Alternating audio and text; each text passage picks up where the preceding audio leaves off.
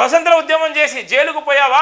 Jail పంపిందే ప్రభుత్వాలు కాదు, కోర్టులు. నీ ప్యాలెస్ పైకి డ్రోన్ పంపి నీ భార్య పిల్లలను ఫోటోలు తీస్తే ఊరుకుంటావా? మీ వద్దకు వచ్చేసారి కుటుంబాలు వేరే వాళ్ళకు లేవా? లేని రంకులు అంటగట్టారు, మా పిల్లలను తిట్టారు. తుపాకుల గురించి సీఎం కు బాగా తెలిసి కేటీఆర్.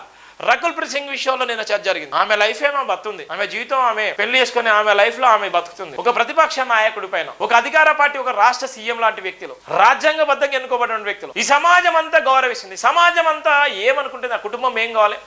ఒక వ్యక్తి మీద నిందలేసి, ఒక వ్యక్తిని నిజంగా అగౌరవపరిచి, ఒక వ్యక్తిని నిజంగా రోడ్డు మీద పెట్టేటువంటి సందర్భంలో ఆ కుటుంబం ఏం కావాలి? ఆ కుటుంబం ఏమనుకుంటుంది? ఆ కుటుంబం విషయంలో జరగాల్సిన నష్టం ఏ విధంగా జరుగుతుంది? ఇలా ప్రజాస్వామ్యం ఏ విధంగా ఉన్నది? ఇలా అక్రమ సంబంధాలు, మానవ సంబంధాలు ఇలా ఏమైపోతున్నాయి?